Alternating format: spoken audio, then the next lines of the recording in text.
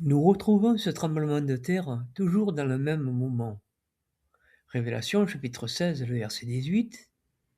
Il y a eu des éclairs, et des voix, et des tonnerres, et il y a eu un grand tremblement de terre, comme il n'y en a jamais eu depuis que les hommes sont sur la terre. Oui, d'une force et d'une ampleur sans précédent. La venue de Jésus au mont des Oliviers provoquera un grand tremblement de terre. C'est ce qui est dit ici. Zacharie, au chapitre 14 et le verset 4, ce jour-là, ces pieds se tiendront sur le mont des Oliviers, qui est en face de Jérusalem à l'est. Le mont des Oliviers se fendra en deux, d'est en ouest, et une immense vallée se formera. Une moitié de la montagne se déplacera vers le nord, et l'autre moitié vers le sud. Nous retrouvons ce tremblement de terre dans Révélation chapitre 6 et le verset 12. Et j'ai vu qu'un agneau a ouvert le 6e sceau, et il y a eu alors un grand tremblement de terre. Le soleil est devenu noir comme de la toile de sac, la lune entière est devenue comme du sang. Le tremblement de terre a un rapport avec la venue de Jésus, comme nous le voyons dans Zacharie chapitre 14 et le verset 4, et Révélation chapitre 16 et le verset 18. Nous retrouvons aussi ce tremblement de terre dans le livre d'Ézéchiel au chapitre 38 et le verset 19, qui nous parle de l'attaque de Gog de Magog.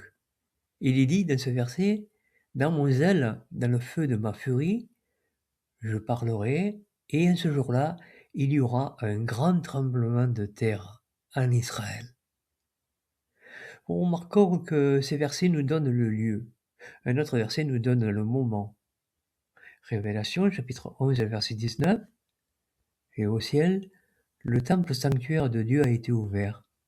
Et dans son temple sanctuaire, on a vu l'arche de son alliance. Et il y a eu des éclairs, et des voix, et des tonnerres, et un tremblement de terre, et une forte grêle. La vision de l'arche dans le ciel se situe à un jour très précis. Il s'agit du 10 Tishri. Donc, nous savons que ce tremblement de terre aura lieu un 10 Tishri selon le calendrier hébraïque. Ce sera aussi un temps de guerre. Révélation chapitre 8 et le verset 5. Et soudain, l'ange a pris le récipient en encens, l'a rempli avec des braises prises sur l'autel et les a jetées sur la terre. Il y a eu des tonnerres et des voix et des éclairs et un tremblement de terre. Révélation chapitre 11 verset 13. À cette heure-là, il y a eu un grand tremblement de terre, et le 10e de la ville s'est effondré, et 7000 personnes ont été tuées par le tremblement de terre. Et les autres ont été saisis de peur et ont rendu gloire au Dieu du ciel. Ce verset indique que ce tremblement de terre sera vu après l'enlèvement. Ce tremblement de terre nous sert de repère, et il nous montre qu'il s'agit du jour de Dieu.